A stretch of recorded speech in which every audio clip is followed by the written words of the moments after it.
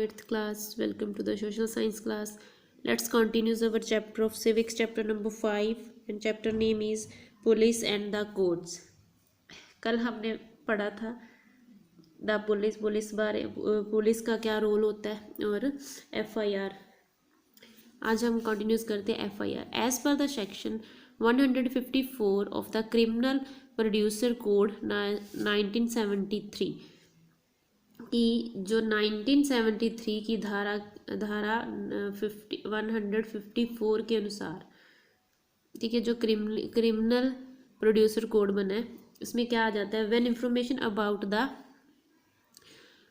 Cognizable option in given hourly the police must write it down. कि जब जो information के बारे में जो भी, जैसे जो कोई भी अपराध वगैरह हो उसकी जानकारी मौखिक रूप से मिले, मीन्स ऑरली मिले के रूप में दी जाती, तो पुलिस इसे लिखना और पुलिस को इसको लिखना होता है. ठीक है. The competent has the right to demand that the recorded information be read out to him. ठीक है. तो क्या है कि जो एक शिकायतकारी के पास ये मांग करने का अधिकार है कि दर्ज की गई जानकारी को उसे पढ़कर सुनाया जाए. ठीक है. Once recorded the FIR must be signed by the जो कंप्लेंट लेकर आता है, ठीक है, उसके द्वारा जो कंप्लेंट लिखवाई जाती है उसके जो एक बार रिकॉर्ड करके जो FIR जो पेज होता है जिस पे लिखी जाती है उस पर वो जो कंप्लेन करने आता है उसके साइन होने चाहिए. It is the right to the complainant to ask for the copy of FIR free of cost. कि जो कंप्लेन लिखवाने आता है उसका ये राइट है कि वो उस FIR की एक कॉपी अपने पास ले सकता है फ्री ऑफ कॉस्ट. ठीक है. Where to go to file an FIR. कि जो फाइल होती है FIR वो कहाँ जाती है. An FIR filed at the police station. The police on being informed about the crime regarding the cognizable option cannot refuse to file an FIR.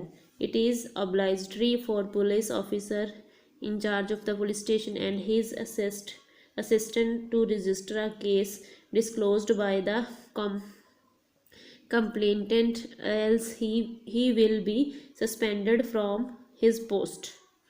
इसमें क्या आ जाता है कि कोई भी पुलिस ऑफिसर हो है जो इस मेन पुलिस स्टेशन में होता है, ठीक है, उसमें क्या है कि वो रिफ्यूज़ नहीं कर सकता.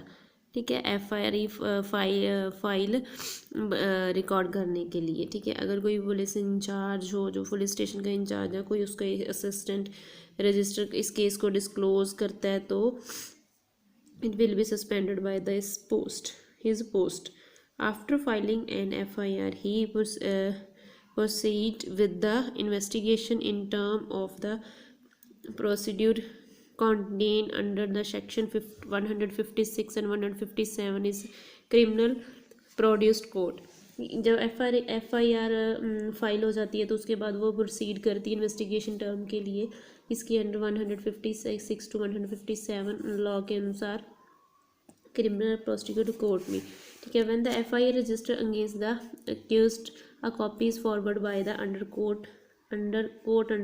Provision of the code. कि जब FIR रजिस्टर्ड हो जाती है अगेंस्ट द केस, उसकी कॉपी क्या फॉरवर्ड की जाती है under the provision of code. If the copy of FIR is not submitted to the court will be remain unaware about the option. अगर उसको जो FIR होती है उसको सबमिट ना किया जाए तो कोर्ट रिमेन अनअवेयर होती है उस ऑप्शन के लिए. It most case however the police refuse to lodge and FIR despite knowing the rule of criminal procedure code. The rule of the court thus the becoming important sense of judiciary can question the police of refuse to register an FIR and order them to do as per the criminal procedure code. इसमें क्या आ जाता है कि यदि FIR की जो प्रतिलिपि अदालत को प्रस्तुत नहीं की जाती तो अदालत अपराध के बारे में अनजान ही रहेगी. ठीक है. ज़्यादातर मामलों में क्या होता है कि पुलिस आपराधिक प्रक्रिया न्यायालय के जो नियम होते हैं, कोर्ट के जो नियम होते हैं, जानने के बावजूद भी परमार्थिक दर्ज करने का इनकार कर देती है. इस प्रकार अदालत की जो भूमिका है महत्वपूर्ण हो जाती है. तो क्योंकि न्यायपालिका पुलिस के लिए सवाल कर सकती है। ठीक है। Next is refusal to file an FIR. If any case the police officer in charge refuse to sign FIR, then in such as a situation the report can be sent to the higher authority in writing. अगर जो police officer है वो officer in charge होता है, अगर वो refuse कर दे sign करने के लिए FIR, तो क्या होता है कि उस रिपोर्ट को कहाँ भेजा जाता है, हायर अथॉरिटी को रिटर्न में। Victim can contact the superintendent of police और other senior officer to bring the complaint to their notice.